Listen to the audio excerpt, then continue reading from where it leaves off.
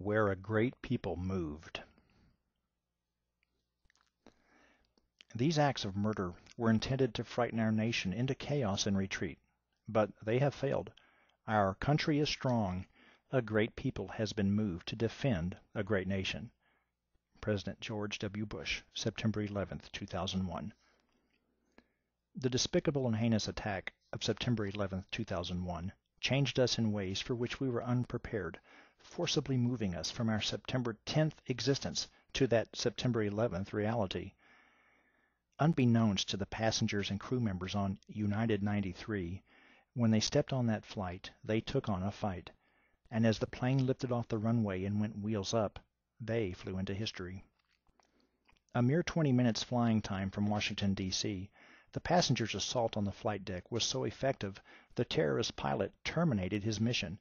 His goal was to kill thousands and disrupt the seat of our federal government, but he was thwarted by an astonishing act of valor. Standing tall, they went forward for us all. In the same amount of time as America's average morning commute, our neighbors, these ordinary citizens, became extraordinary patriots and took on the business of defending our nation. They had no time to prepare, yet moved a nation in those moments. Speaking with ground personnel, cell company operators, and family members, an awful reality was pieced together. They were caught up in an orchestrated act of terrorism. In those phone calls, they gained information that became actionable intelligence.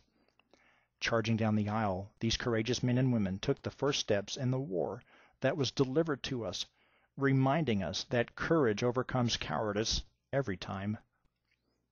We now know they saved countless lives by thwarting the terrorist plan to fly the Boeing 757 into the nation's capital. Think about how significant that is.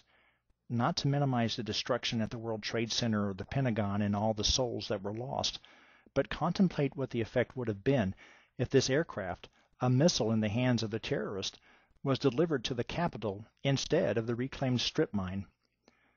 Their valor is the currency of our resolve. Over these hills, men traveled to Philadelphia to write the Declaration of Independence and the Constitution. In this Commonwealth, the Revolutionary War took place. The Civil War stained the ground with the blood of America's youth, and it was here your fellow citizens stood up and fought an enemy. To walk here, you realize the message, "Don't tread on me," of our era was delivered. Terrorists, hear us. Flight 93 lives in us. You have caused a great people to move, and we say, not here, not ever.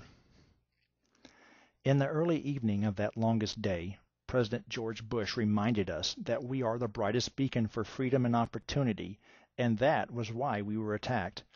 He instructed the world that no one will keep that light from shining. From this field, we take the knowledge that the United States is indeed the brightest beacon of freedom. Here we understand freedom is not free, and peace is possible only through selflessness. On United Flight 93, our countrymen came together as brothers in arms, their hands on cell phones, coffee pots, and a beverage cart.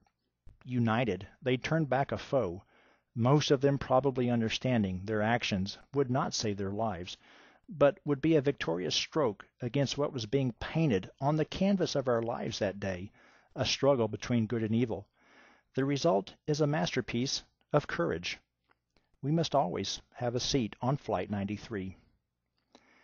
Standing on this old coal mine, you are buffeted by a wind so enduring that numerous wind turbines are nearby, capturing its energy to power parts of our nation.